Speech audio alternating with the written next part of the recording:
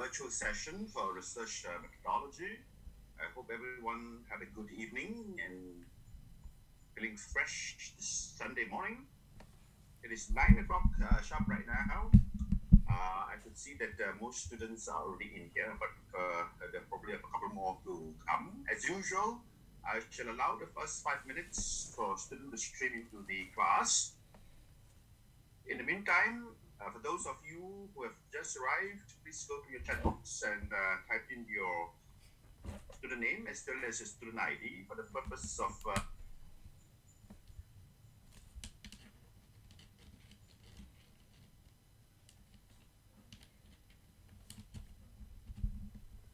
So I shall see everyone again at 5 minutes past 9 when I will commence the session. So I'll see you all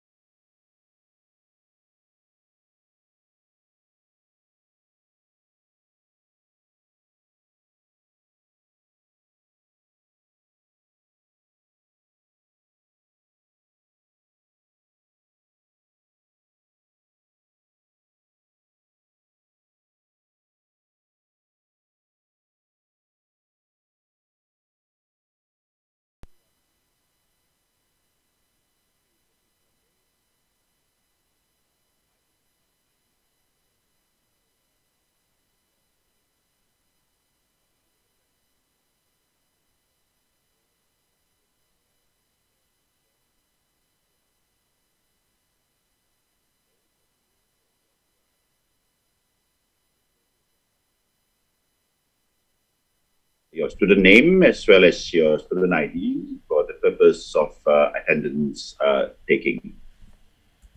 So before we continue from where we have stopped yesterday, let's recap quickly what we have covered for the last 1.5 days.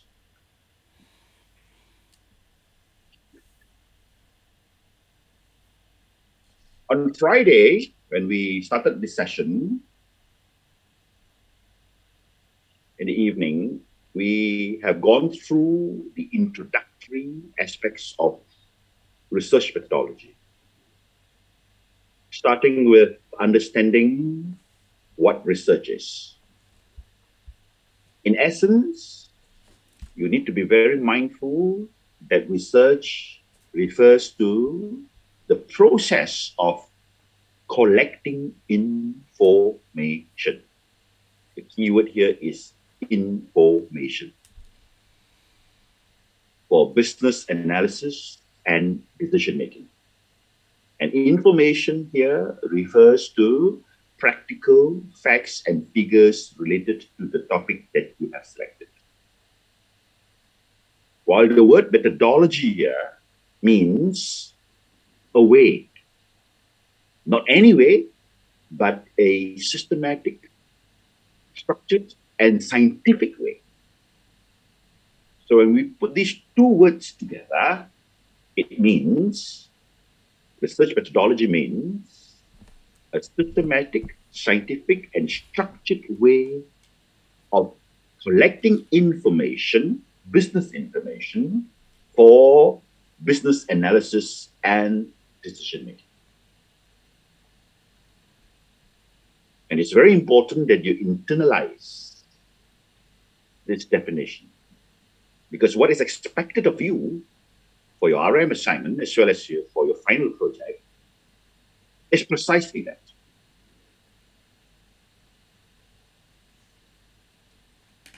And the most important keyword here would be information. And the implication is that when you select your topic, you need to ensure that you have information access or information availability. After alluding to the clear definition of what research methodology is, we went into understanding the research process, which consists of the research planning aspects, the execution of further research, and conclusions and recommendations. But you need to understand that for the purpose of your RM assignment, you are only working on the research planning side, i.e., you are going to develop a research proposal, which of course will include some research efforts, some research work, but that's secondary research work for literature review. We've also understood some basic conceptual aspects of research, of which I will go into details in today's session on research design. But the main takeaway on Friday is how you determine your topic of research. And I did say that, first of all, you need to ensure that you have information access to the topic that you want to do. But I also did mention that there's another consideration which may not be stated in any RM books, and that is your passion. Pick a topic of your passion, something that you're passionate about, something that would benefit you in the long run, in the future. So that when you work on your topic, you would be working on it with your heart and soul. So you won't feel as if it's a chore. You enjoy doing what you are doing. And it's very important that you enjoy what you are doing. Therefore, pick a topic of your passion. And then ensure that the topic has information access. Of course, there are more criteria to that, but these two criteria would be something that you need to consider when you select your topic. Following that, you will then formulate your title. And you need to ensure that the title has all these three elements: the purpose, issue or opportunity, and the context. The context here refers to the industry and the location context. To that end, I've given numerous examples during the lecture, which included templates that you could use to formulate your research title. Thereafter, you would then state the purpose as well as the problem. And I've also given you examples of how you phrase your purpose, which is the overall research objective. And I've also given you example of how you come up with your problem statement, which is the overall research question. So that's what we have learned in the first part of our lectures. Yesterday, the entire day yesterday, we went into the details, right? Okay, the heavy session, which I deem it as a main course of a three-course dinner or meal. We had appetizer on Friday. So main course 1 is what we had yesterday, and we're going to have main course 2 today. And towards the end of the day, a dessert will be served. So as far as main course 1 is concerned, we started off by understanding how do we establish our terms of reference, your research terms of reference. By first understanding what variables are. In essence, you need to identify 5 variables, 1 dependent variable and 4 independent variables. That 1 dependent variable would be either the business performance issue or the business opportunity that you have indicated in your title. Then you would need to identify what are the 4 causal factors or 4 feasibility factors, depending whether you have chosen a new business or an existing business topic. And for that, I've also provided you a list of 9 different multifunctional factors to choose from. And how do you choose your 4 factors? Again, based on information availability, information access. But there's more to it right now. Besides information availability, you need to also ensure that you are familiar, that you are competent in reviewing that specific functional area. Once you've established that, you would then, at the end of the day, have these 5 variables, 1 plus 4, which will be denoted in the functional equation of y equals to the function of x1, x2, x3, and x4. The x's are the independent variables, while the y here will be the dependent variable.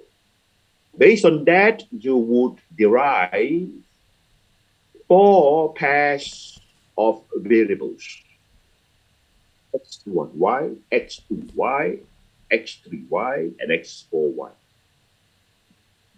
representing 4 relationships that you would be reviewing.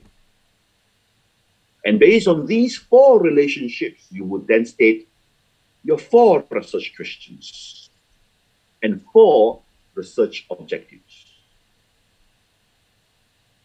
And for that, I've also provided you a template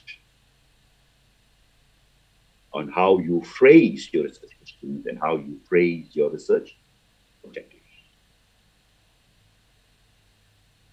And lastly, under the terms of reference, you would then establish or illustrate your research model via a schematic diagram called research framework, where within the diagram, within one diagram, one could see what your research framework is all about, where you would be stating your 4 independent variables and 1 dependent variable in a diagrammatic form. And with that, the terms of reference will then set the stage for the further act. And the further act would be literature evidence review,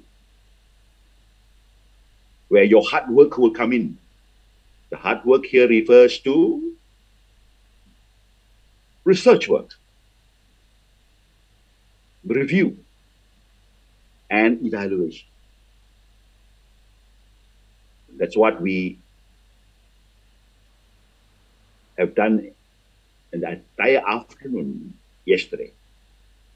I started off by alluding to the meaning of literature evidence review. Literature here refers to business literature, not English literature, not medical literature, not psychological literature, not anthropological literature, not political literature, but business literature, because you are doing a business program. Therefore, your topic in the first place must be business and management related. And when you come to literature evidence review, your literature will be business and management related literature. What then is literature? They are published information. Published information, information that is available out there. You gather them,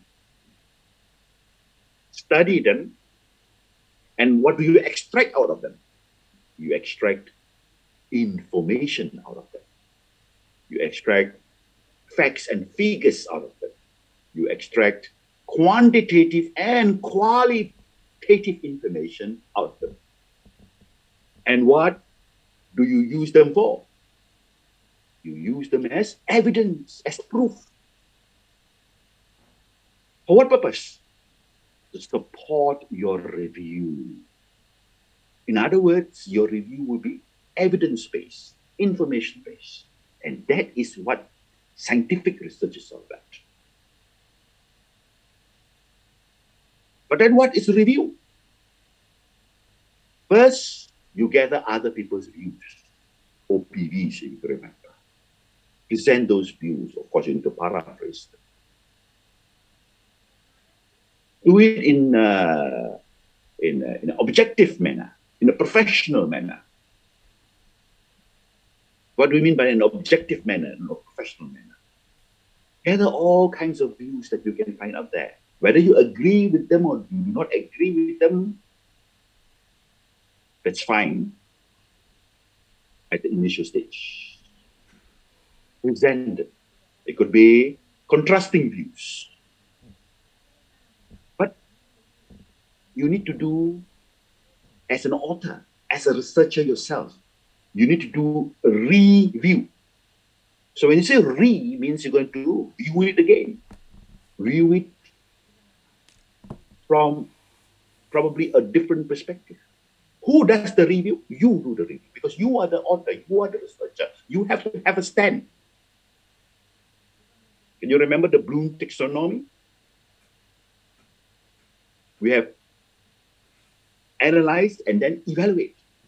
Analyze it when you compare and contrast all kinds of views, all kinds of information. Then comes to evaluation, the critical evaluation. And this is where you would be providing your contributions in terms of your judgment, your opinion, your evaluation, your assessment, your appraisal, your argument. That is very reflective of the MBA's level of work, the master's level of work. And that is expected of you by the university.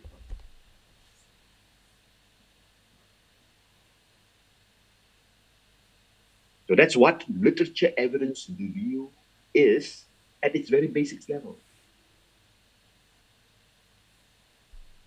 And then I have alluded to the criteria, a very important 4 criteria. What were the 4 criteria that I presented to you yesterday? Firstly, information access. Secondly, adoption of relevant and pertinent analysis frameworks depending on the factors that you have chosen. So I've given you numerous examples as well for that. Thirdly, critical evaluation. First, you present the information, explain the information within the framework of analysis, present other people's views, but you must arrive at critical evaluation where you will then provide your assessment leading to the final outcomes of what you consider would be the positive and the negative gaps. Positive gaps here refers to what you see as good practices, the existing good practices and best practices, opportunities, strengths. These are examples of what you would consider as current positive gaps. Well, on the other hand, negative gaps here refers to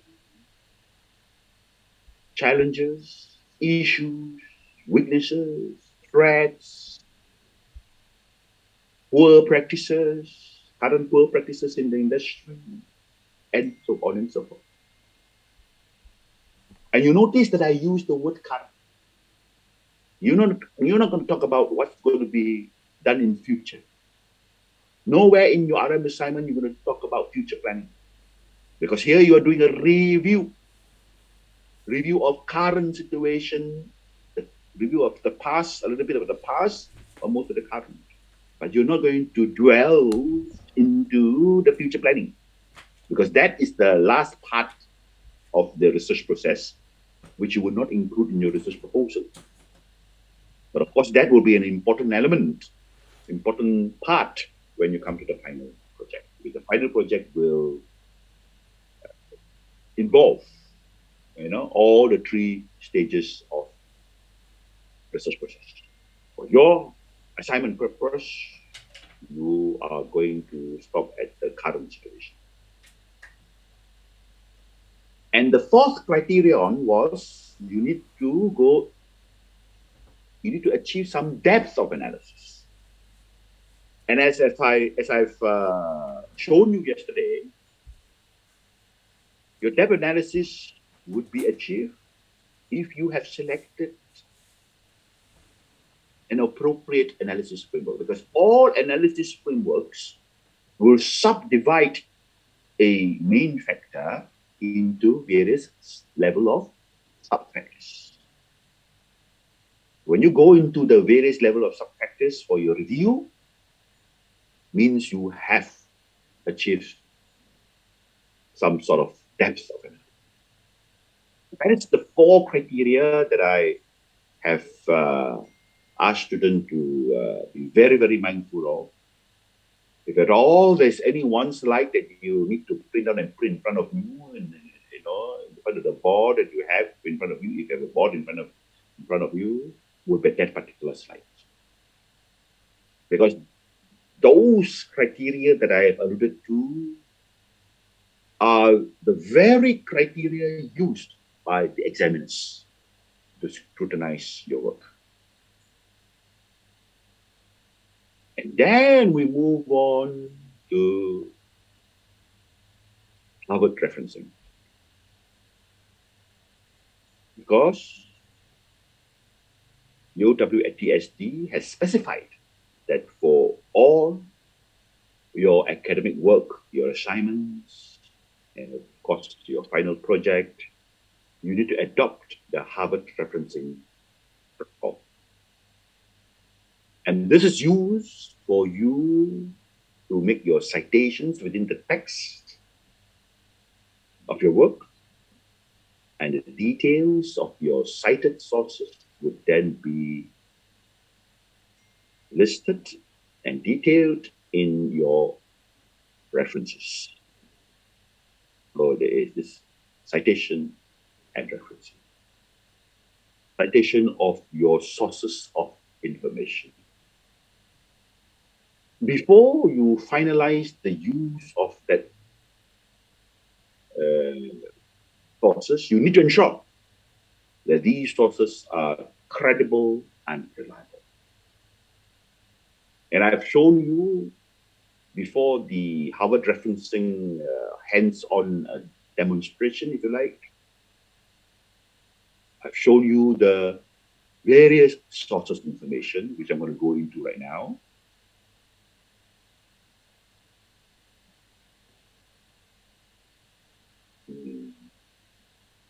Let me, okay, I've got it.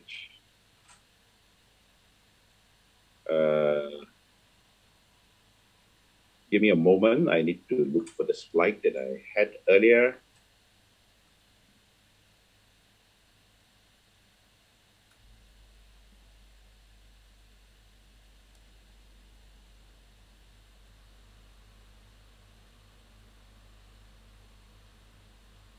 Okay, here we go.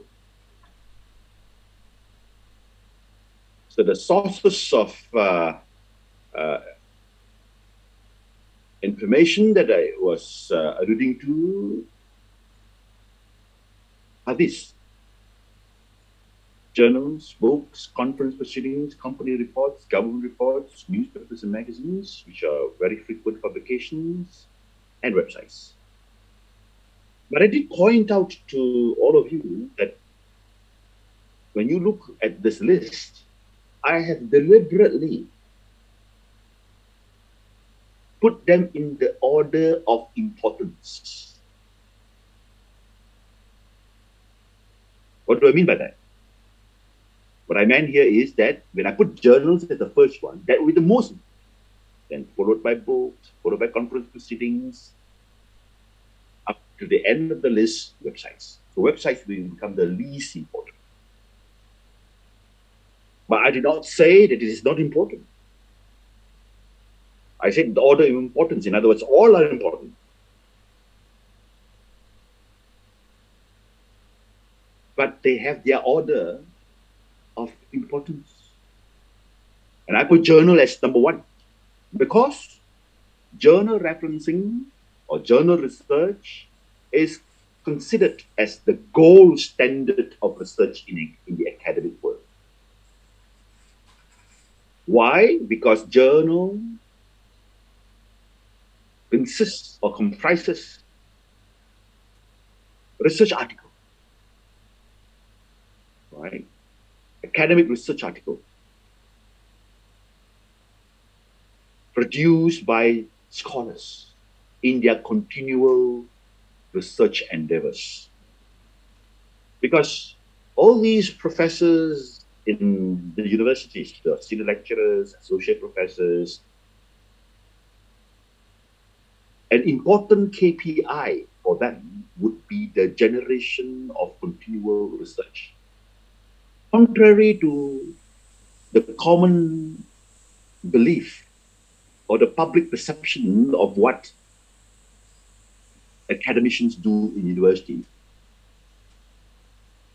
people thought that these academicians, their role is to teach. In fact, teaching is a small percentage of their work, probably about 20 to 30%. The more junior ones, probably up to 40%. The more senior ones, people like the professors, the associate professors, probably only 20, 30%. What then do they do for the remaining 70, 80, or 60% of the time?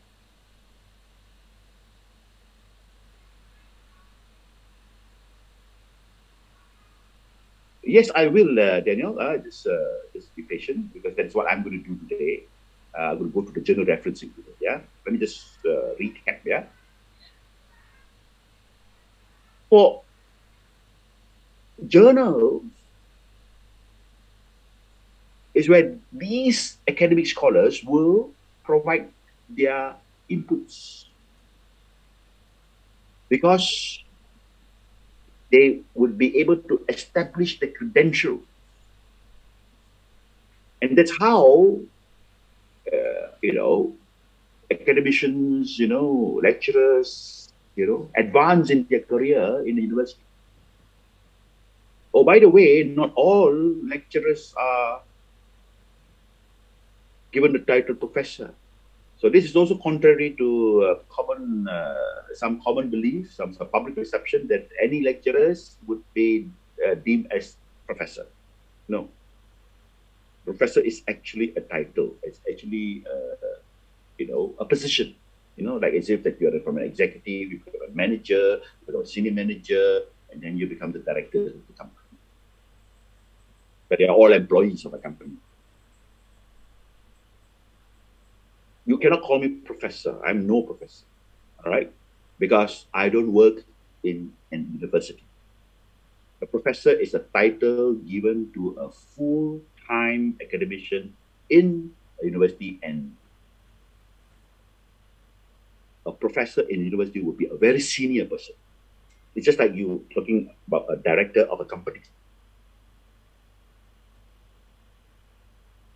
In a university, you would have the lecturer, senior lecturer, assistant professor, associate professor, and then a full professorship.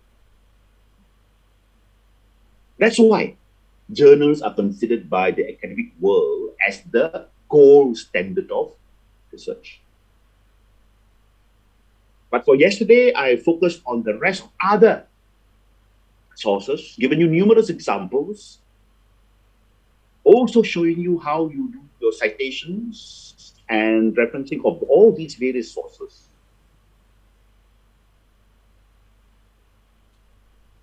Using the Harvard referencing protocol or system that you can do within the Microsoft Word. And it's a very efficient and very effective way of doing citation and reference. So I hope all of you have taken note of that. And for those of you who have never done that before, you need to practice, practice, and practice. But I also noticed that some of you have learned how to do so. So probably yesterday would give you a different perspective. All right, okay. You may have missed something out from what we have done before. And if not, take it as a revision of how you do referencing using the word. Today, we're going to go into journal referencing. And I will show you how a journal article looks like and how you access journal articles. But before I do that, I've seen that some of you have given the feedback that, why not this is done earlier? Like I mentioned, nowhere that this is done. All right, I believe I'm the only one within the group that actually go into the details of how to do Harvard referencing using the word. But I did encourage other lecturers to do so, but they are not obliged to do so. Yeah. Even in universities, in the universities environment, no professor, no lecturer is obliged to go into those type of details that I go through with you. Because I told you I'm not your typical academician. I come from a corporate sector where we We are very particular, yeah, about SOPs, yeah, about templates, about doing things in a very structured, very systematic way, yeah, especially in the MNC's environment, because I come from an MNC's environment, because MNC's environment tend to be very structured, very very systematic way, but of course with a lot of flexibilities as well, because especially international MNCs, because they have operations all over the world, so they have to have some control measures so that everybody will act, all right, okay, and in a standardized manner. But what I would encourage students to do is this: when something good is shared with you, share it with others as well. Don't keep it to yourself. Right? I always encourage students that I met, like you, for instance. You could have attended classes with some of your juniors, and you know who these juniors are. Join them. Uh, Pass on this knowledge. Pass on this skills that you have acquired. Good things are to be shared. Don't keep it to yourself. Right? I've always told students that. So that's why I'm not sure whether those of you who learned this have learned from your seniors or learned from other people, or some people would have told you about it, all right, okay, and you went to explore it. So I started off my career in FMCG, right, fast-moving consumer goods, back in the 80s. First company that I worked with is Colgate-Palmolive, which is an American FMCG, as a product management trainee, and then I move on to product management. And thereafter, I moved into research, market research. At that time, I joined Nielsen. At that time, it's known as AC Nielsen. Nielsen is also an American firm. They are the world's largest research agency. And after that, I decided to move from the consumer industry to manufacturing industry by joining a building material company. All right, okay, the international building material company. First, anyone here from building material industry, cement industry? Back those days, we have APMC, which is the country's largest cement manufacturer, and then they were taken over by I can't remember the name of the company. I mean, it's a British firm, and then finally by French, a conglomerate called Lafarge. And Lafarge is, of course, the world's largest cement manufacturer. All right. So those are the environment that I come from, both the consumer product industry, FMCG, as well as the second part of my career would be more on the manufacturing industry. And thereafter, after I retired, I started my own consulting practice, serving the industry that I was very familiar with, the building material industry. And before I joined LSC on a full-time basis, so this is my retirement career, if you like. Okay, that's not important. All right, yeah, I'm just answering Daniel's question. Let's come back to this journals. What they call referencing. So what I'm going to do now here is, firstly, you need to know where are you going to get your journal articles. So what I'm going to do now here is, you will be very familiar with this. I'm sure you know what this page is all about, yeah? All of you have used this page before. This is your student portal. And this is my access to the student portal. So where do you go around to find your journal articles? Some students tells me that they look for the articles in the internet, by Google search. Yes, you can do so, but I wouldn't encourage you to do so because very limited results would be obtained. Number one. Number two, sometimes you may not be able to establish the credibility, of those journal articles. Credible journal articles can be found through. Okay, I've just configure what do you call the what do you call the room to facilitate students to unmute themselves. Yeah, if you have got any questions, you either type in the chat box or you could unmute yourself, ask the question. Okay, Google Scholars. Yes, it used to be a good link, but after some controversies over copyright issues and so on and so forth, then Google Scholars were already limiting the number of journal articles that it could give access to. Right now, what happens here is in all universities in the world, they subscribe to journal databases, right? Appropriate journal databases. There are various. There are Emerald, EBSCO, ProQuest. These are the names of some journal databases.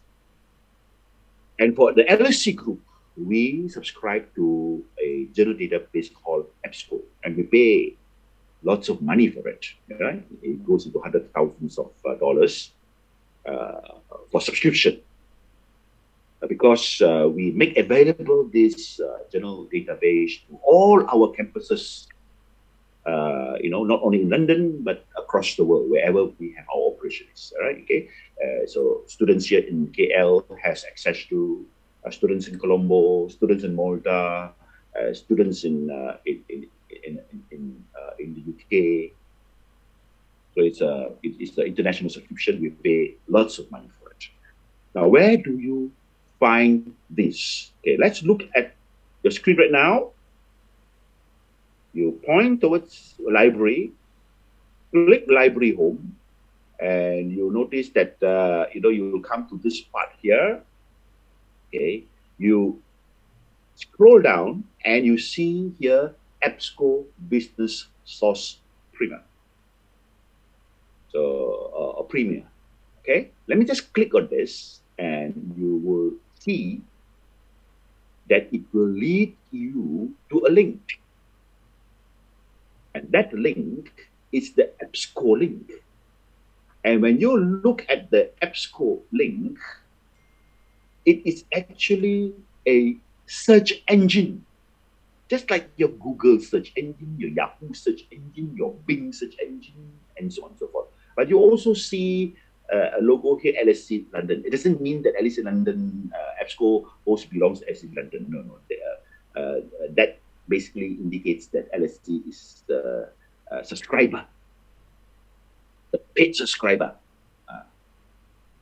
You can't get this via your Google, your Google search engine or any other generic search engine.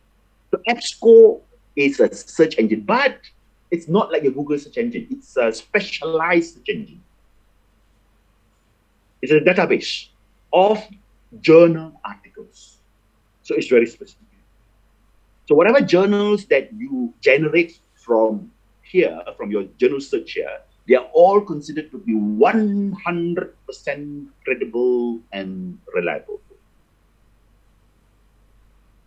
No questions asked. All right, okay. So that's why journal referencing is considered as the gold standard of referencing. But before you start searching for whatever you want to search, how you search is basically how you do your Google search. You key in your keywords, multiple different keywords until you find what you want. But Listen carefully, everyone. Before you jump into searching, I would advise you to scroll down, and you see this. Limit your results. What I would suggest all to do here is to click full text, click scholarly peer-reviewed journals, click references available. For very obvious reasons, isn't it? Because I want to make sure my search is optimized. Why should I be searching for results that include articles that are not full text? And I want to also ensure that my results only include good quality journals. Good quality journals are scholarly journals, which are peer reviewed. Peer reviewed means reviewed by peers in the same field. And I also want to make sure in the journal article references are available, because that is where I generate many more references from one journal article, which I will show you afterwards. Somebody asked me about the secondary referencing. How do you know? Where do you are we going to do the? Are we going to cite the author of the article, or cite the what they call the cited author in that article? We'll do that afterwards. So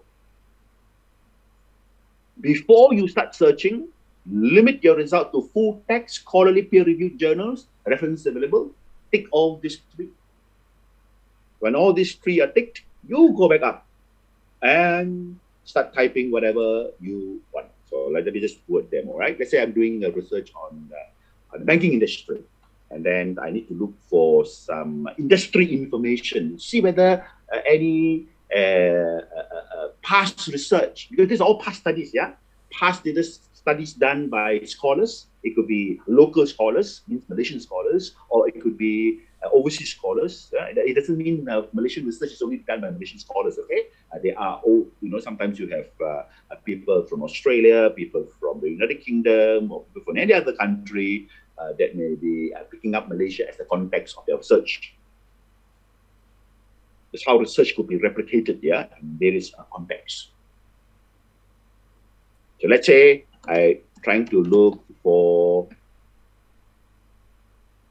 let's say I type in these keywords, because I want to see whether there's any past research done or not, right?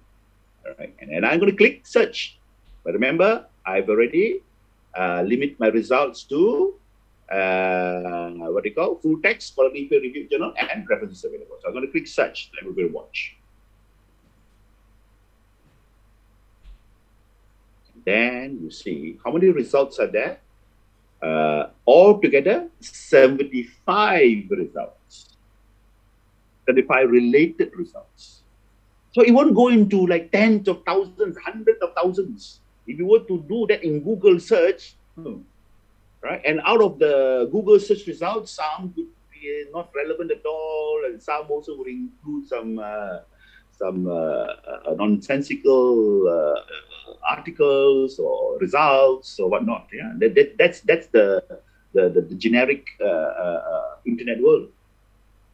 But here you would have a limited number of results because it focuses only on journals. But before you go on to explore these, right? Okay, yeah, you open up individual articles. You could just scroll down here and have a look at the title, right? Before you open up, and you notice that here it even indicated to you the subjects that are included in the article. So you can judge from there as to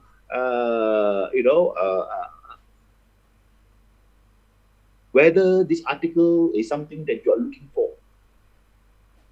So you can browse them through. You can browse them through. Go on and on and on. Okay, yeah, okay, on and on. Okay, you have the sources of TFP growth, right? Okay, you have recent sensitivity of bank stocks in Malaysia. all right, empirical evidence across the Asian financial crisis. You have exploring managers' perspective of service quality strategies.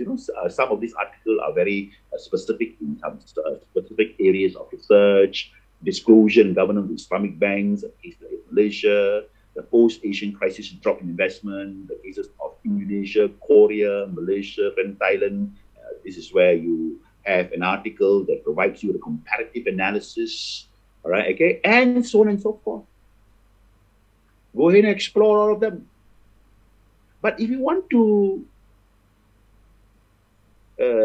screen it down further, is that you may want to only look at, and I would suggest you look at the latest articles. The latest articles.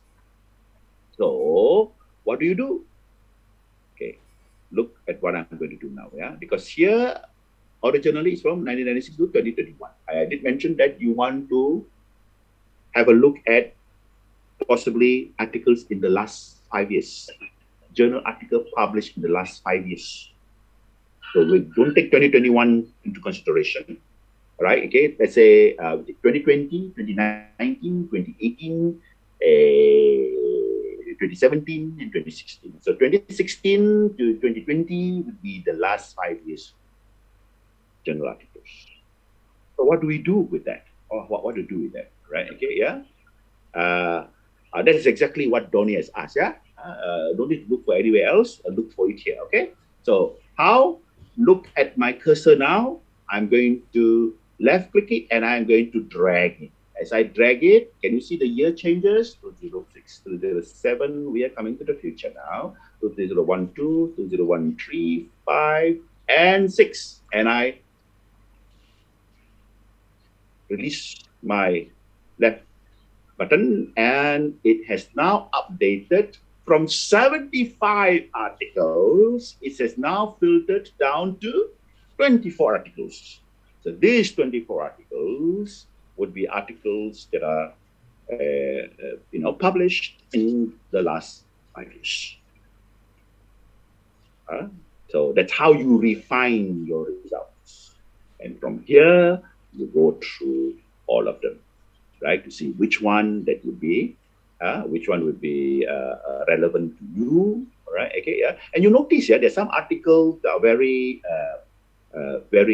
specific, yeah. Like for example, this one, adapting technology, effect of high involvement HRM and organizational trust. So in this article, they talk about the interaction between human capital and technology. All right, okay, and they use the diffusion of innovations model. From there, you know what model that can be used, and so on and so forth. All right, okay, yeah, the role of human resource management. So if you, let's say, for example, have a human capital factor for your review, this article would be excellent for you to use to focus on your human capital review. All right, okay, let's say, for example, you have technology innovation as one of your factor in your study, in your review. You have selected that, and here you have online banking information system for acceptance and empirical examination of characteristics and web security. Bingo! I've got a fantastic article here that I can use for my further research. Right? And you go on. Okay, let's say we go to the next one. There's only three pages of the non-core liabilities and interest rate pass-through bank level evidence from Indonesia. Sometimes you may have research done in the different context, but you could also refer to them for benchmarks, retention or defection, okay, calculation of financial intermediation that for banking activity, all right, profitability and persistency in the service industry, okay, effects of communication and financial concerns on banking attitude behavior, right? Financing of innovation, national banks and newly industrialized, and so on and so forth. So, even there's a rise of Kuala Lumpur as Islamic financial frontier, right? And a comparative analysis of the smart money effect in Malaysia, Islamic and conventional equity funds. So these are all finance-related articles that was yielded by your search.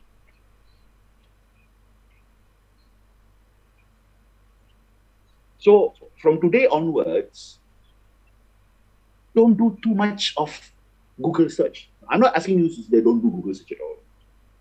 Right? Okay. So instead of Googling it, from today onwards, you will be EBSCOing it. So, you're going to tell each other, what did you EBSCO yesterday? Anything you do not know, EBSCO it. Right? But, general public, people out there, you don't know anything. What do? Google it. Google here, Google there. But now you will be EBSCOing it, EBSCO this, EBSCO that. So for those of you who have never used this would be the best search engine for information, for journal reference. Okay, let's go into one of them. Okay, could someone mute it? All right. Let's just go to one of it. Let's say I'm looking at this comparative analysis of smart money effect in the Malaysian and the Islamic and conventional equity funds. So let's just, how do you open the article? Of course, you want the PDF full text, yeah? All right. So what I do now here is I open in the a different what do you call that? A different tab. Okay. Because I may want to go back to the tab. And this is how a typical journal article looks like. So what I want to do now here is, let me just increase the size of the article. I'm going to browse through the article. Follow me. All right. Okay. I'm going to scroll down to let you see what a typical journal article looks like. So on top here will be the details of the journals, which will be you need to use it for your referencing afterwards. Okay. So the title: a comparative analysis of smart money effect in Malaysian Islamic and conventional equity funds. So all journal articles would have a cause and effect relationship. Cause and effect relationship. Here you look at the effect of smart money on the Islamic as well as conventional equity funds, and you would have the author's name, and in this case there are two authors. Okay, all right. One author is from University Science Islam Malaysia, Department of Accounting, and the other author is Washington is from Griffith University. So sometimes the second author could be the supervisor to the first author, right? Because sometimes they have a joint effort, right? Okay, yeah. So and all journal article would have an abstract summary to give you the gist of what the journal article is about. And let's now scroll through very quickly before I, go to the details. It will start with the introduction, okay? And by just having a quick browse of what is the introduction, you see within the text, you have lots of citations. This is how academic writing is all about. All right, okay? And then again, you see, this is still introduction. And within it, you see there's a lot of citation in between. All right, some are very conceptual type of citations. Now, you may see citations which is 2004, 1993, 1997. These citations could still be used because these citations basically establish the conceptual aspect of whatever that the writer or the researcher is referring to. All right, so this is still introduction. Then they come to the Malaysian mutual fund industry, which is the industry analysis, introduction, and this is a table. This is an example of a practical information presented. All right, okay, quantitative information, and all these could be deemed as qualitative information. And within some of the citations, there are also numbers, presented, extracted from different sources. All right, okay, and then they come to literature review. So and you see within here there's so many citations in between. And these are the further data that was also presented, right? It's still under literature review. Further data here would have been gotten from this author own research, right? Okay, yeah. So this is the advanced statistical analysis of its research, and then here it explains the empirical method Empirical method here means what? The research method, which you will learn today. All right, okay, yeah. So what's the empirical method that he has used? But these are advanced ones. Yeah, it's a very specialized advanced one, which you may not understand because you have not gone into advanced financial analysis. That's all right. You can ignore this if you want to, if you do not understand, right? Portfolio construction, okay, portfolio performance measurements. These are all related to research methodology. All right, okay, yeah. So we're going to go through the generic ones afterwards. And then the empirical results these are the results of this particular author's research, right? Okay, and these are very advanced empirical research, yeah. And the performance, and this is the interpretation of the results, okay, by various dimensions, okay, until you reach to the final part here, and then you have references. So a typical journal article would have introduction, literature review, research method, and their conclusions, their the results and the findings presentation. Like for you, you are going to work out a research proposal. You won't have the conclusion recommendation part. You will still have the introduction part. You will still have the literature review part. But the research design, the research methodology part is a part where you will present your proposal, how you're going to design your research, but you're not going to execute research. But here, it is a full research process where you see the, what do you call that, a full process. Okay, and then you look at the references.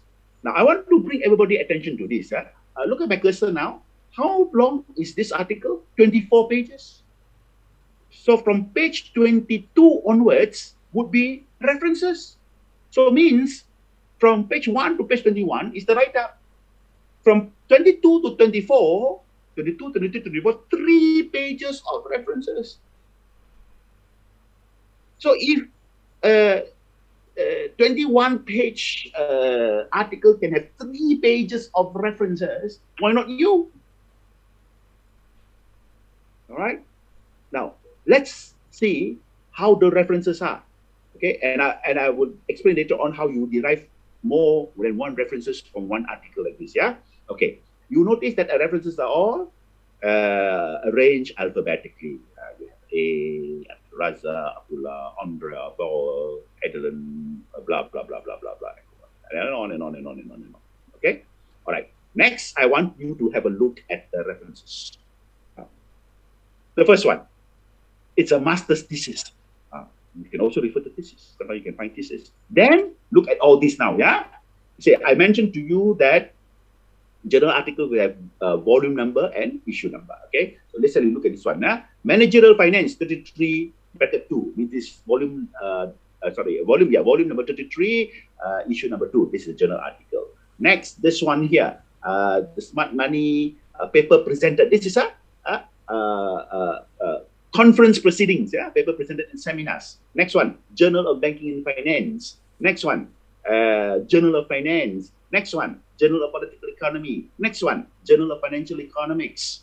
And this one is a report, Islamic Funds and Investment Report. This one is a what do you call that? Website reference, yeah? Because you have the web link there, right? And then you have Journal of Financial Economics. Journal of Finance, Journal of Financial Economics, Pacific Basin Finance Journal, Australian Journal of Management, Journal of Financial Research, Journal of Financial Economics, Journal of Finance. And this one is a website reference. This one is a website reference, but it's actually, yes, it's a website reference. And then the next one here, Journal of Economics and Management. And I can go on and on and on and on and on. Okay, let's just go to the next page and on. See, what I'm trying to demonstrate to you, to prove to you that a typical good academic work would have mostly journal referencing, journal references. That is exactly what I mentioned earlier on. Journal is the gold standard of research in the academic world. And this is a typical and a very good journal article. And if you can produce a work that is similar to this,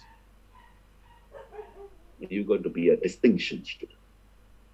Yeah, all right. Okay, yeah. So this is exactly, yeah. The examiners will be very, very impressed of your work. All right. So next,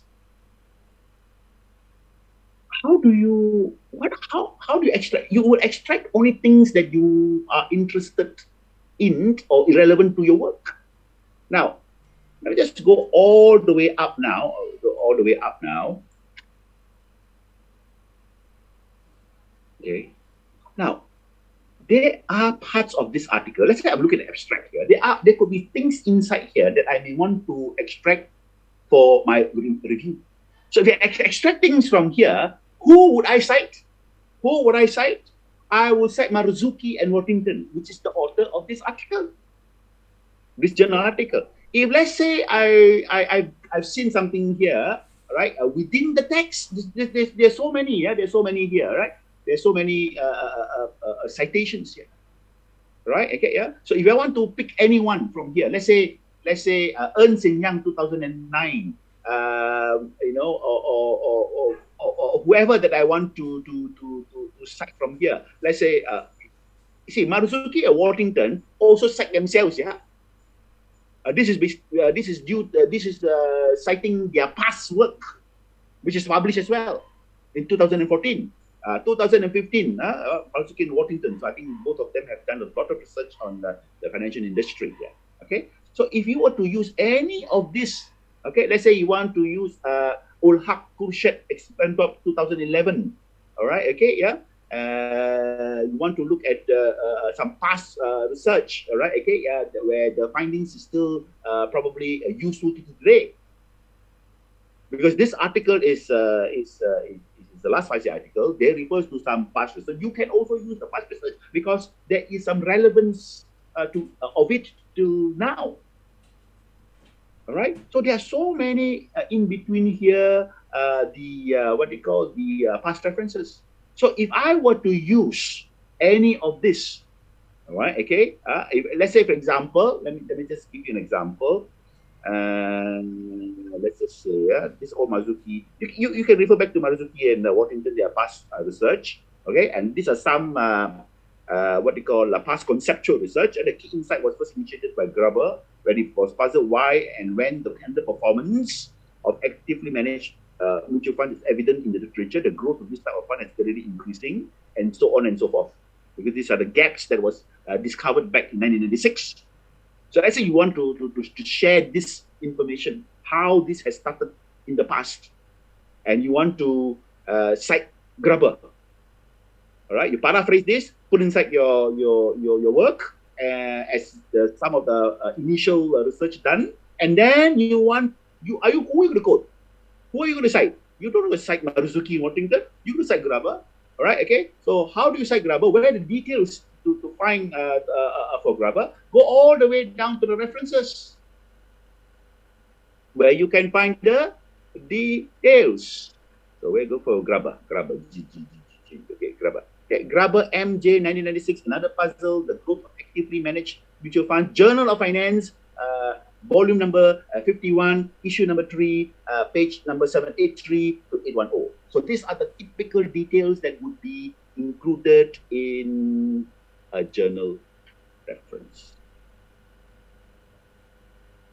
And there's many more that you can extract. That is exactly what I meant. So this is what secondary referencings are. Secondary referencing means the references that used by this one particular journal contributor, the journal article writer. So whatever that is without citation would be what the authors of this article has contributed. So if you extract from there, you will then cite the author of this article. But if you cite those other people they have cited, you go back to the original source. So that's how you can have a lot of other citations and referencing from their secondary referencing. And how do you do that in your Word document? How do you do that in your Word document? Let's go back there now. Okay, I'm going to go back to the Word document that I used yesterday for the demo. All right, okay. So that's how you do it. All right, okay, yeah. So let's say, for example, I've cite something from the article or get the referencing from the references. How do you do it? Okay, what did I say yesterday? Go under references. Of course, first you need to make sure you select Harvard, insert citation, right? Click insert citation, add new source, a box will pop up. But this time around, it's journal article. Then click show all bibliography fields. You look, you have author here, you have title here, you have journal name here, the year of the article, the pages of the article, right? Okay. And one very unique thing about journal article is that they have volume number and issue number. And you can find those in the article or in the detailed references, right? Type in the author accordingly into the box here, type in the title of the article, the name of the journal would be also provided, right? Okay, the year, the page number, the volume number, and the issue number, and click OK, and you would have the citation.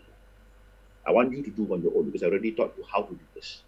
But let me just tell you where you can find these details to be given into the source box.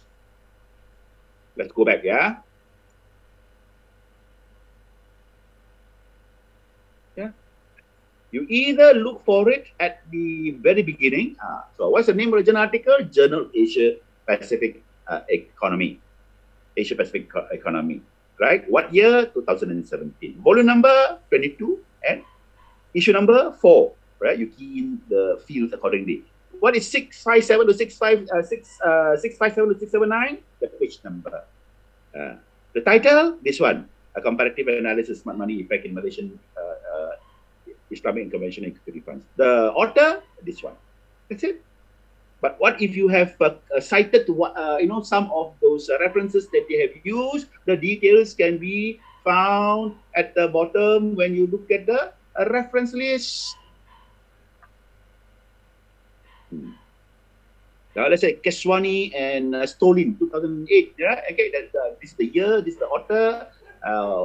Which money is smart? This one is something to do what is smart money is all about. Okay, this is the title of the journal article. The name of journal article is Journal of Finance. 63 would be the volume number. 1 would be the issue number. And this, when you generate using the Harvard, it would also presented very similarly like this.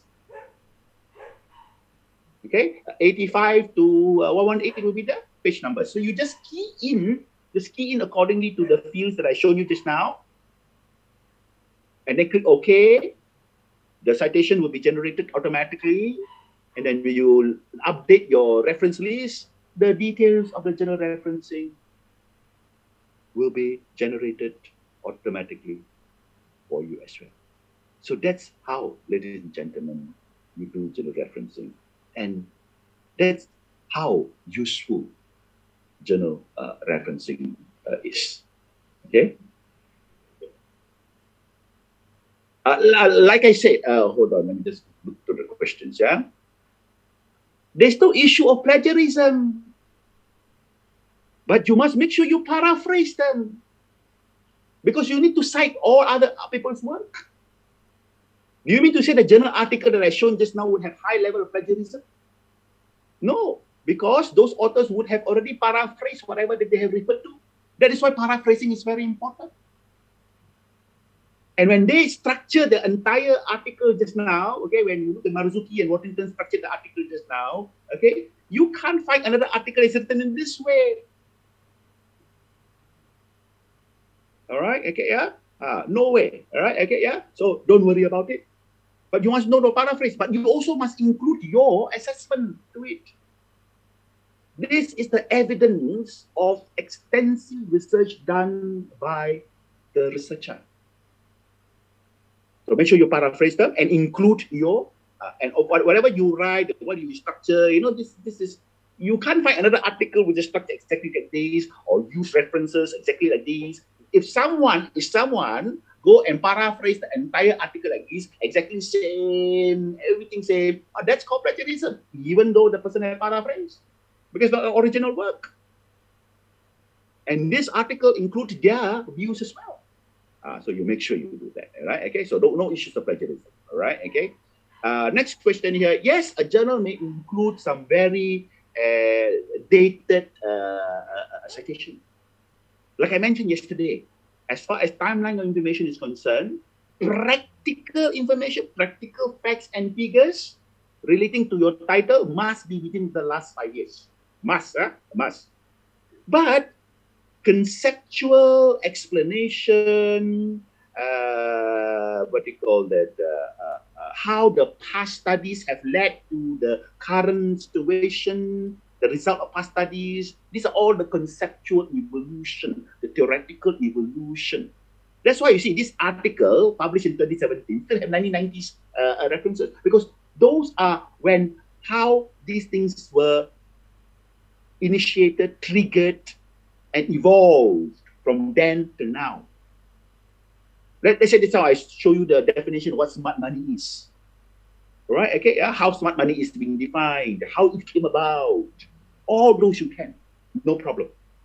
Yeah, but when you go into the review of the current situation, the practical situation, that one you must make sure the information is you don't gather from journal, yeah, you gather from other sources, your company reports, your industry reports, the what they call government reports, and so on and so forth. Bank Negara report, latest one, yeah, where you will include that is your contribution, your input of your further research by introducing data to allude to your situation. All right. Okay. So all this could still be included. Okay. Very good question here. On average, what's the number of journals one has to go through for a typical 3,000 words assignment? Now, let me share with you those work in the past. Of course, I share with you the best ones. Yeah. Okay. The very good ones, assignments. Okay. I just tell you how many number of references typical very good assignments would have. Yeah. 50 for a 3,000 words. Yeah, some students they can even generate 50, but not many. Yeah, these are exceptionally good ones. All right, okay, yeah, really exceptionally good ones. Yeah, right. Generally, they would probably about 20 plus minus references. What about a final project?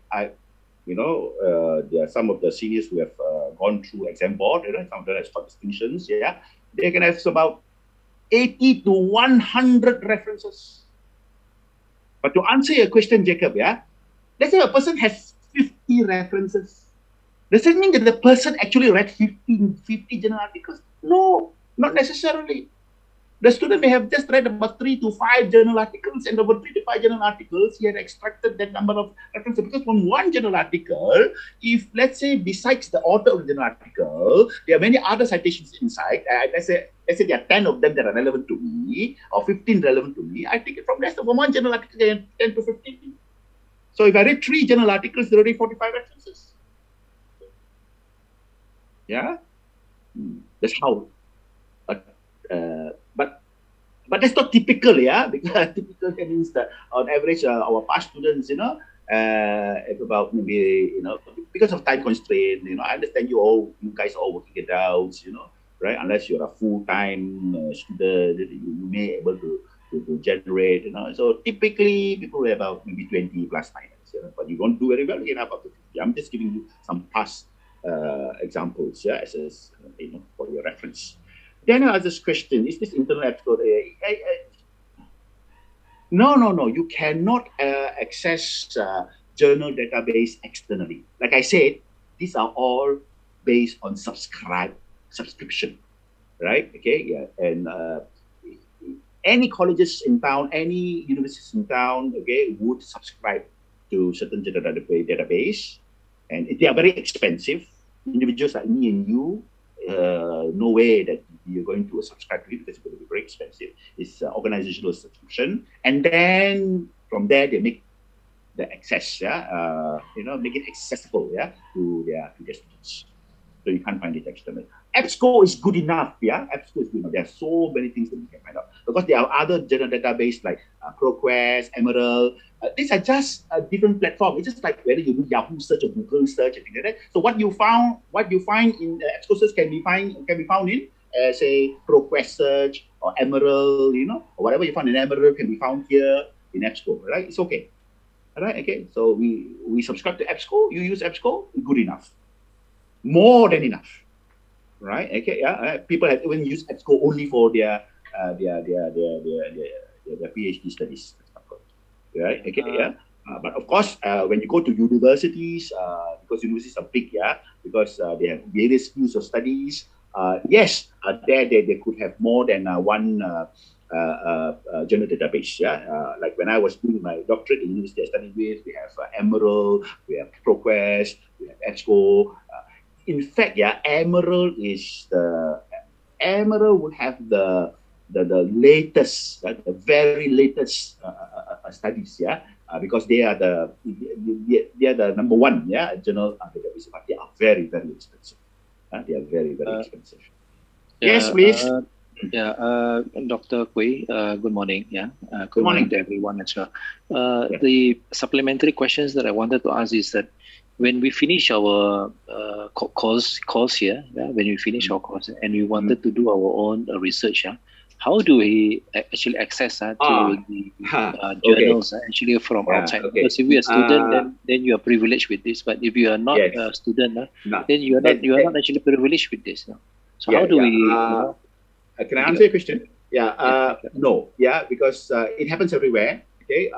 Once you have graduated, you left the university, you are no more the student, you can't get access anymore. Like for me, I can't get access anymore to what I've gotten access before when I was studying with the university. When you're an active student, it happens. It's like that. It's like that. Yeah. Okay. Yeah. So if because you don't really use journal referencing for your practical day-to-day work, because this is a very academic oriented one. Unless one day you sign up for a PhD or a doctorate degree, and then the university that you sign up with would give you the access to the subscribed journal database. All right. Okay. Yeah. So that's how it works. Yeah. Because probably that's how journal database maintain their subscription. Yeah. Right. Because if they only provide this to organizational subscribers. But of course, if you can afford it, you could sign up for individual subscription. But be assured, it could be very very expensive. Yeah. Right. So the simple answer to your question is no, you can't get access to it after you have graduated. Yes, you can look for some generic articles from Google search, but you won't get as detailed as what I have shown you. All right. Another student asked this, is the search gate good to find journal articles? Yes, it's fine. You can use that, but you may have a limited number of articles there as well, right? Okay, yeah. The articles you found in ResearchGate may be found in EBSCO as well. So since we have this privilege or this access, please make use of it. All right, please make use of it.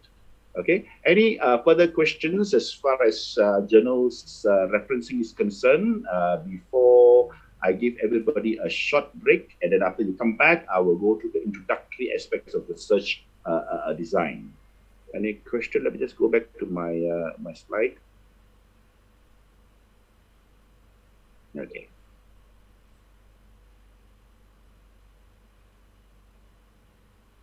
Okay. So, oops. So we have gone through journal referencing. So I hope whatever that I've covered from yesterday afternoon to the first part of the morning today, that's why I say it's a very heavy session. A lot of things. To many of you, you probably learn a lot of new things in a very detailed manner. All right, okay. I tend to be very meticulous.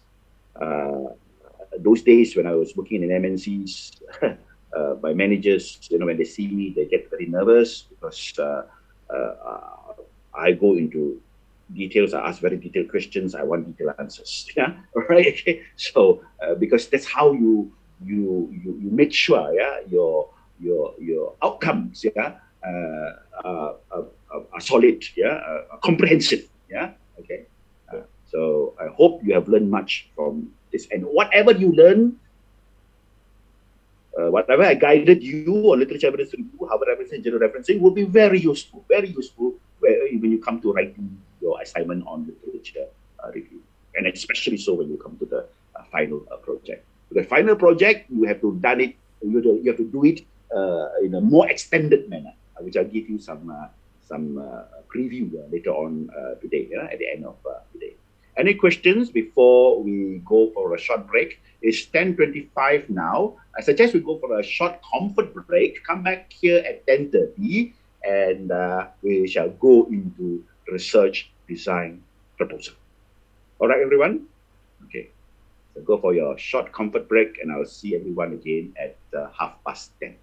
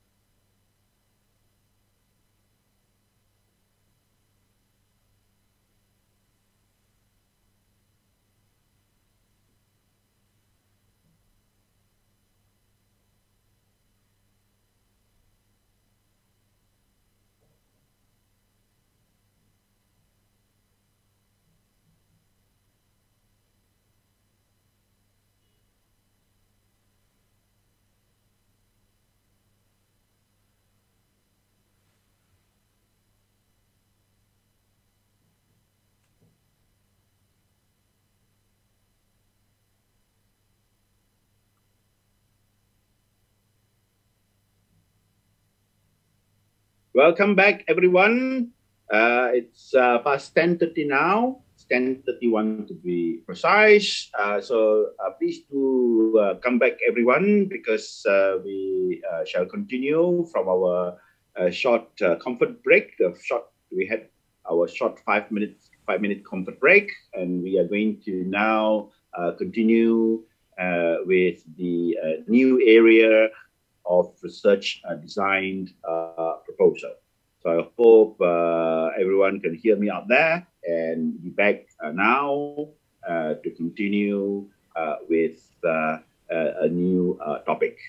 So before I do that, let me recap what we have covered in the morning, in the first part of the morning, is where I've continued from where I've stopped yesterday by looking at general referencing. I spent quite some time on general referencing, but the time is very worthwhile that you may also agree, because general referencing is the gold standard of research in the academic world, and that is how you'll be able to find a lot of materials, a lot of input, not any materials, not any inputs, good and excellent inputs insofar as the academic research is concerned. All right. So, what you would have done after you have done literature review would be that you have collected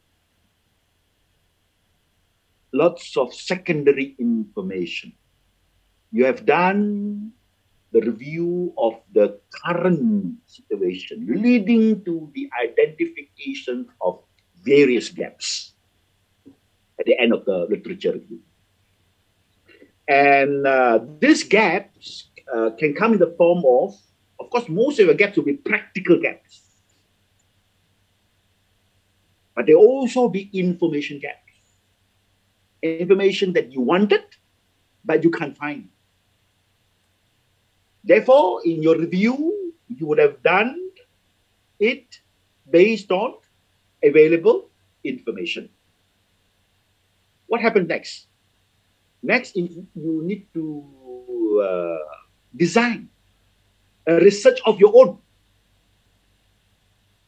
to collect additional information, to fill in the information gaps, or you may want to find out more of the practical gaps that you have identified in your literature review. You want to confirm those gaps. How do you do so? You do so by a follow-up research. But are you going to conduct the follow-up research? You're not going to conduct the follow-up research for your RM assignment. But you're going to design a research for that purpose.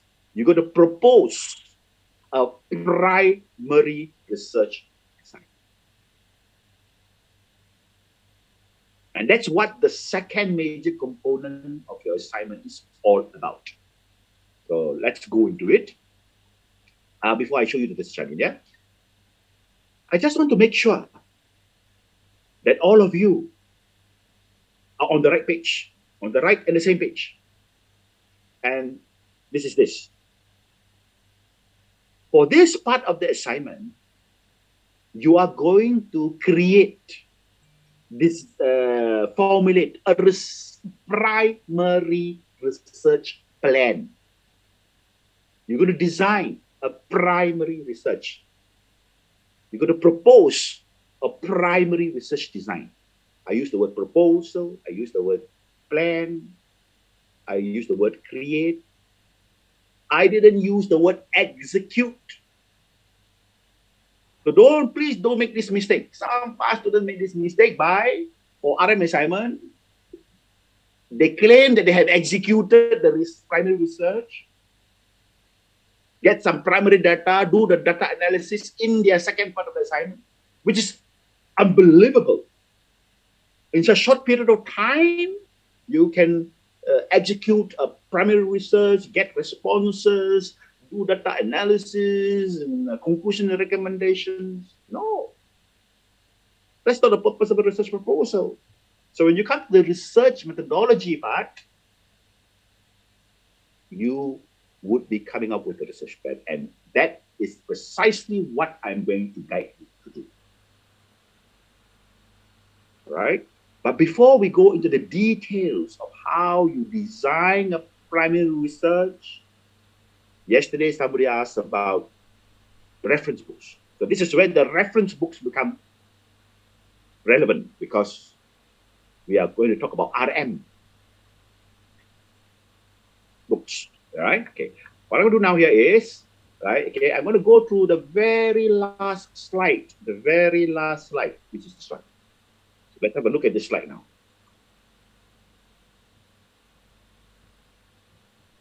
These are the two books that are recommended. One is recommended by the university. The other one is recommended by me personally. And I'll tell you why the second book was not in the references. Okay. In the United Kingdom, these three authors, Saunders, Lewis, and Thornhill, they are considered as, well, the leading authority. Yeah, because these are three scholars that got together to write a book on RM for business students. Yeah, this specifically research methods for business. And this book is used widely in the United Kingdom. Most, if not all, universities will have this book in their reference list. And most universities would also have this as their core text.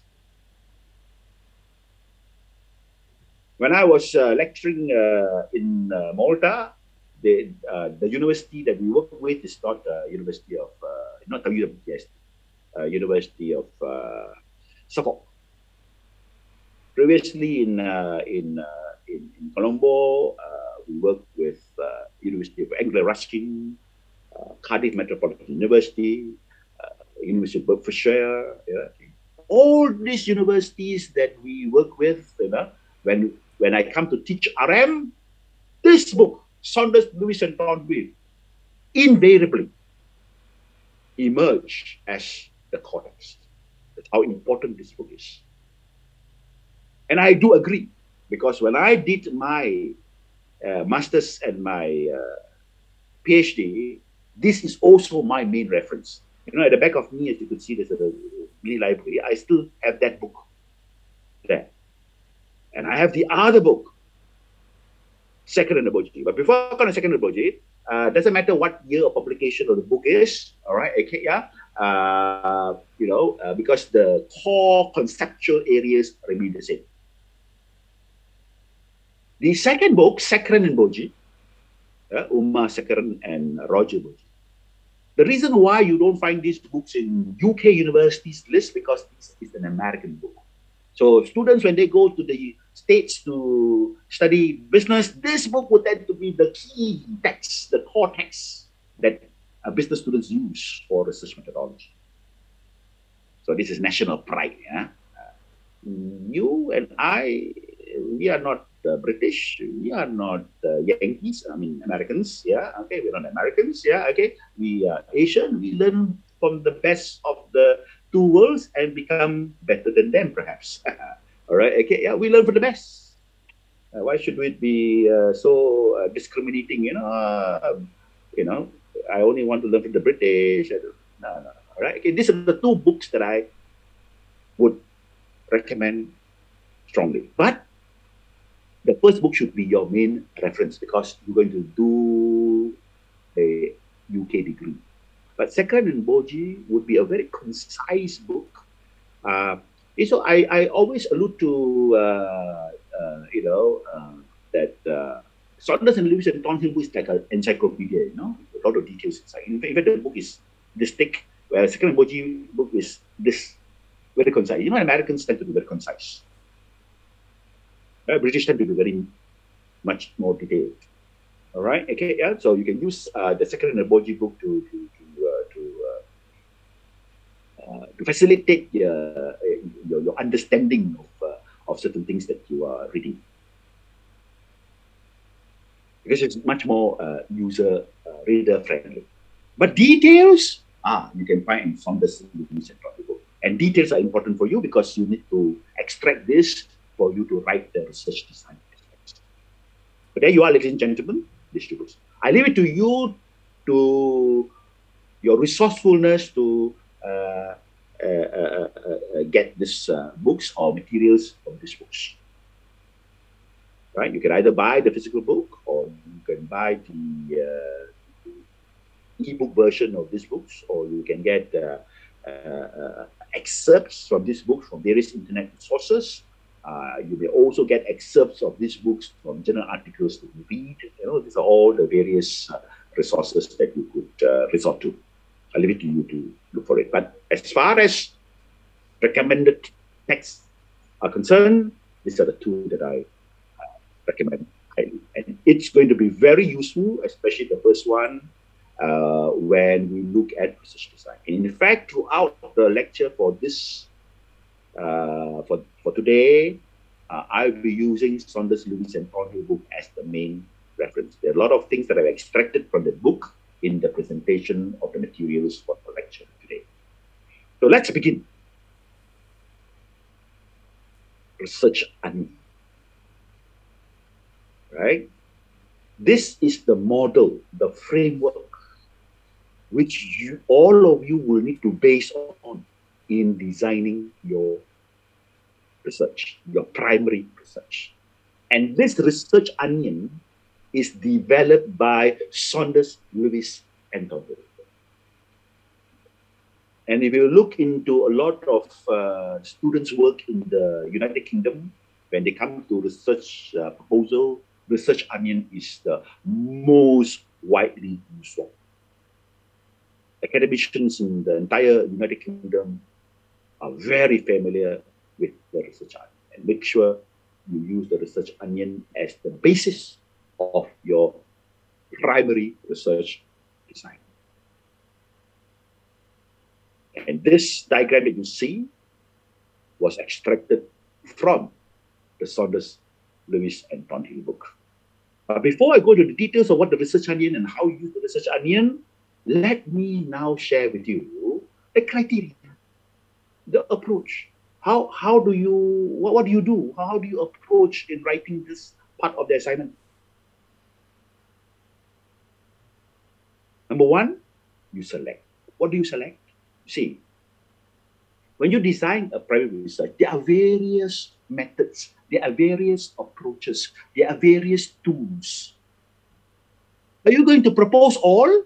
No. You propose those that are relevant to your studies. There are many options. So the first thing you do, you select the appropriate ones. But worry not. Worry not. I know this is a very technical part of the assignment. All right, okay. If I leave you alone to do it, my God, I think most of you will be lost. So I'll do you a favor. I'll do you a favor. Okay. I will tell you what to select, or at least give you some options to select and which one you select. Why you select, all right, okay, under what circumstances you select this, under what circumstances you select that. I will teach you all those various tools, the approaches, the methods, but I will help you by guiding you which to select. After you have selected the appropriate methods and approaches, you need to define them, conceptually define them. You need to discuss them, but advantages and disadvantages, and use the advantages to justify why you have selected the method. Now, that part number 2, part number 3, part number 4, you have to do it yourself. All right? But of course, I will guide you what all those means, and you're going to do your further book research to go and extract from this book the conceptual definitions of the discussion, paraphrase them, and put it in. And use the advantages to justify what you have selected.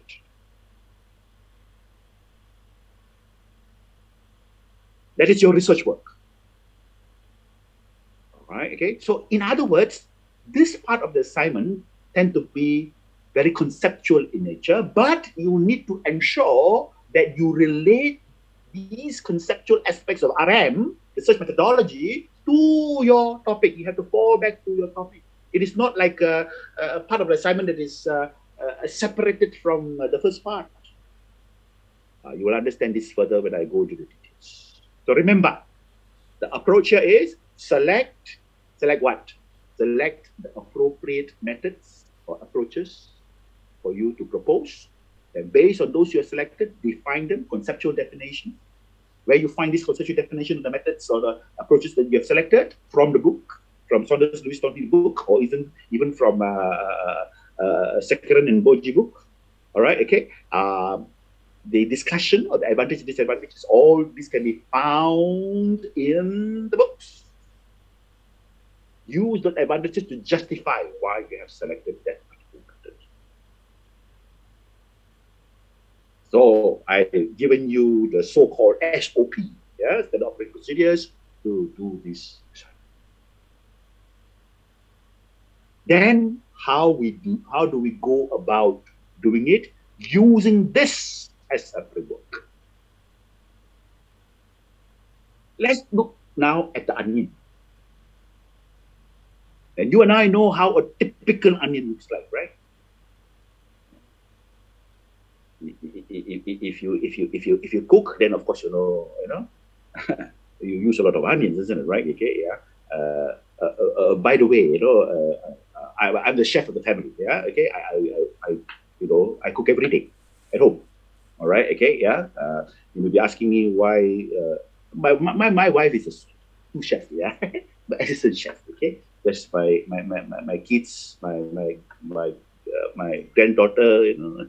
And doesn't like what she cooked. Yeah. So I love to cook for some reason. I don't know. All right. Okay. So what does a typical onion look like? All right. You have various layers of the onion, from the outer layer right down to the core of the onion. So when you write your research proposal, your research design proposal, you go by the layer of the onion. You start with the research philosophy. So the first section of your research design is what philosophy you use, what philosophy you propose, followed by research approach, then research strategies. You look at the layers. First layer is research philosophy. Second layer is research approach. There are two different research approach. Philosophy, positivism, realism, interpretivism, and pragmatism. Are you going to choose all four? No. Which one you choose? Hang in there, right? Okay, deductive and inductive research approach. By now you should know which one you'll be choosing. All right, okay. Then the next layer is research strategies. And these are all the various options that you can choose from. Choices, research choices, mono method, mixed method, multi-method. In terms of timeline of the research, is it going to be cross-sectional or longitudinal? You're going to choose one of these two. And then you come to the core of onion, the core of the onion, where there'll be a lot of considerations. We have collection method, sampling method, collection method, data analysis methods, research ethical consideration, research validity, reliability, timeline, proposed timeline of the research. All these are in the core. And this will determine the structure of your second part of your assignment. And these are the areas that you can do right about. But of course, you're not going to choose all the methods that there are in research methodology, because you need to select. And only based on those you selected, you will define, discuss, and decide. So let's now go through the preliminary layers of the onion. See, the outer layers are the macro considerations. As you move into the inner part of the onion, you're going to go into the micro aspects. Just like what we do, yeah, earlier on when we do tutoring, we go into the broader scope and we go into the scope. And things are always like that, right? We need to understand overall picture first before we go into the details. I call this the funnel approach. You know what funnel is? Right? If you want to pour water into a bottle, yeah, right? Okay. You use a funnel, right? You have a wider mouth on top, and then you pour, and then you go nicely into that bottle. So we'll go through the macro aspects now. Everybody, look at your screen right now. This is the favor that I've done for students. This slide shows you under every part of the research methods, what would you choose? And you would only define, discuss, and justify those that you would select. For example, look at the first bullet point, research philosophies. What did I put there? Positivism, interpretivism. Now, if we look at the onion, how many philosophies are there? The positivism, realism, interpretivism, pragmatism. Are you going to propose all four? No, you choose the relevant ones. Relevant what? Relevant to what? Relevant to your MBA business research. And then we come to research approaches. There's deductive and inductive. I've suggested students to choose deductive.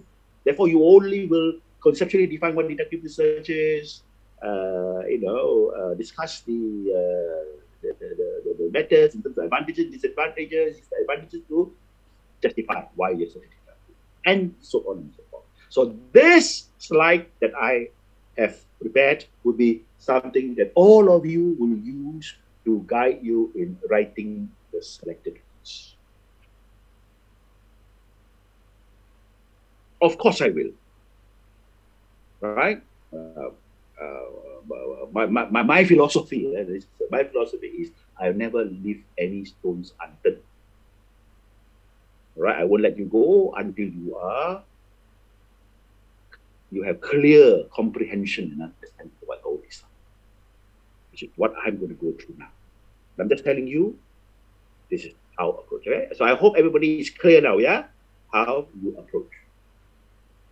Once you're clear, now time to get into the details. So it's going to be quite a challenging part to some people, because later on, in fact later on in the afternoon, I'll go into, because this one has a lot of statistical consideration. You need to have a mathematical mind, to understand, because it's very technical in nature. So you need to pay attention, right? Focus. Let's start with research philosophies. There are 4 research philosophies: positivism, realism, interpretivism, and pragmatism. And I've asked and suggested to students to choose positivism and interpretivism. Let's go into it right now.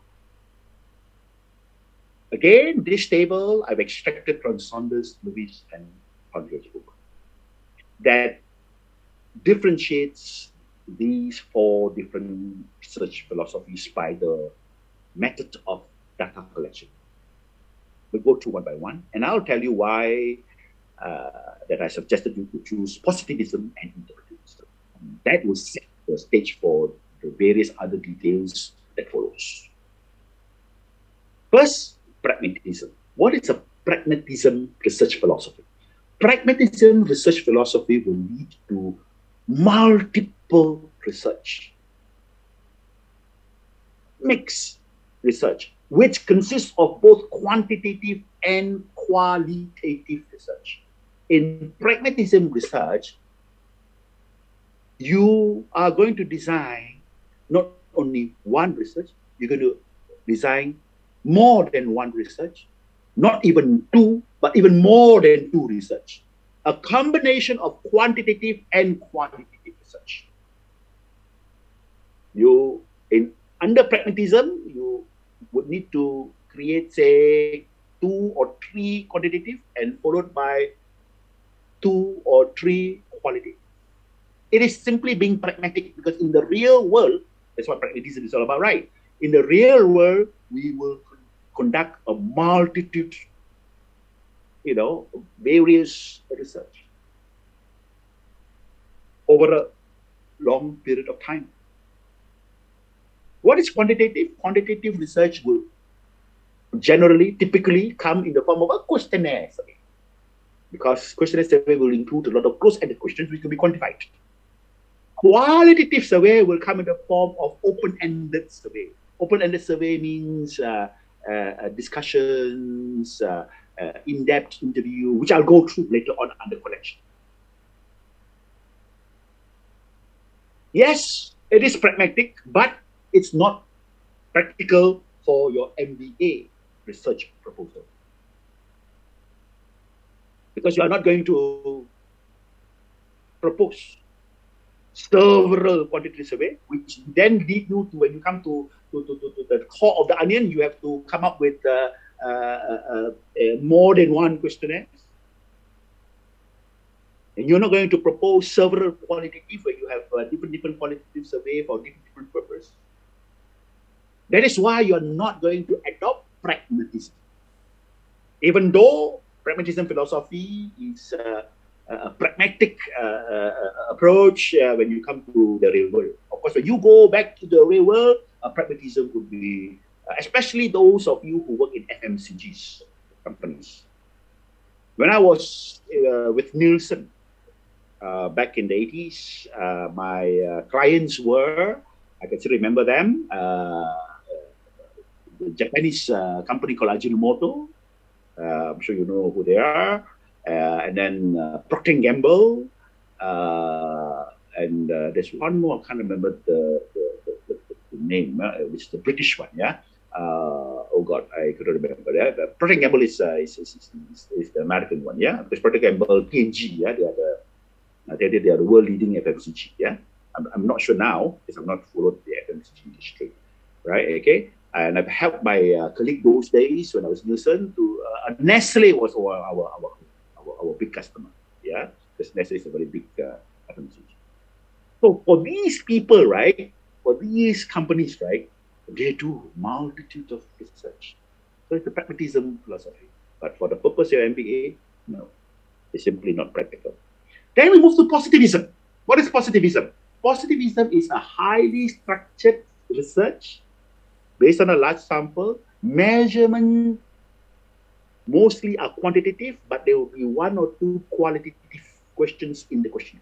So in other words, positivism here refers to one piece of research, and that one research is quantitative research.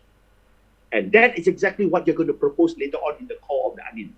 You're going to propose one quantitative survey.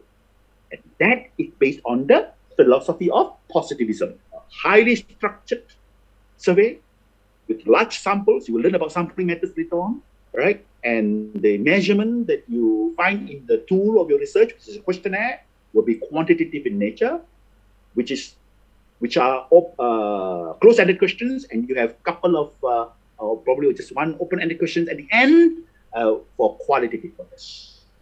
So that's why you're going to adopt positivism. Then come next, realism. Realism, as you could see from the screen right now, refers to methods chosen that fit the subject matter, quantitative or qualitative. When you choose either one, quantitative or qualitative. I wouldn't want you to do that, because when you do that, you are missing out certain part of research methodology that could gain you a lot of marks.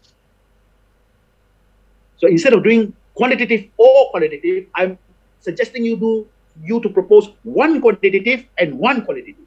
And that qualitative research will be based on interpretivism philosophy, where this time around, it could be based on a very small sample survey, very in-depth, very investigative in nature, with open-ended questions only, and that is a qualitative research design.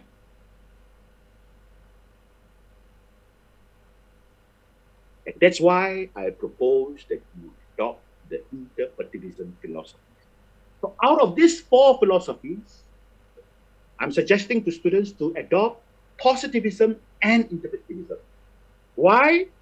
Because at the end of the day, you will be designing one quantitative survey in the form of a questionnaire survey based on positivism, and one qualitative survey based on a discussion interview.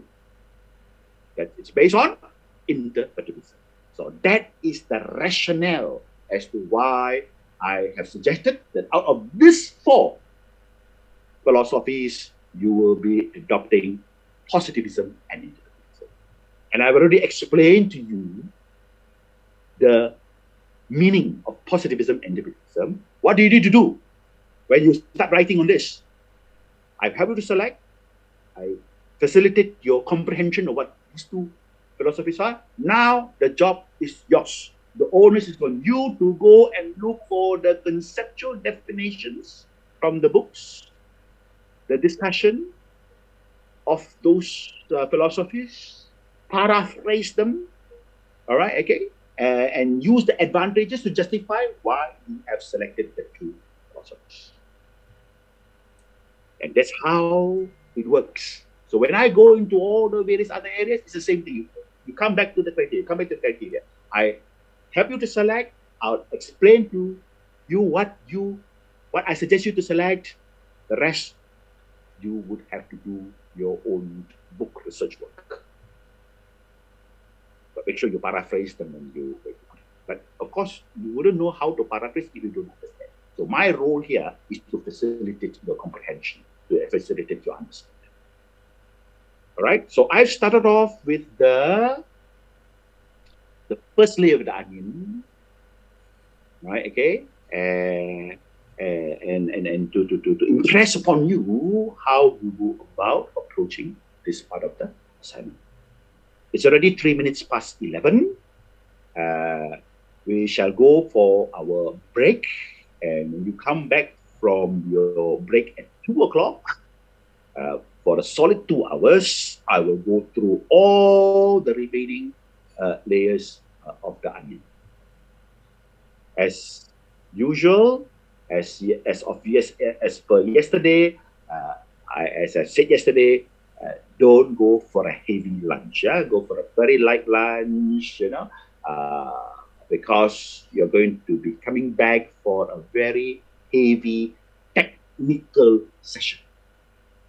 All right, so I don't want you to come back with a heavy IV. Yeah, all right, okay, IVs. Yeah, so we now go for our break, and I see everyone again at 2 o'clock to go into the various other layers of the onion to facilitate your writing of your last part of your assignment, which is the research assignment. All right, everyone. Okay, so go for your break, and I shall see everyone again at 2 o'clock. Thank you, Doctor. Welcome. Thank you, Doctor. Welcome. Doctor. Thank you, Welcome. Doctor. Yeah, Thank see you, you later. Doctor. Yeah.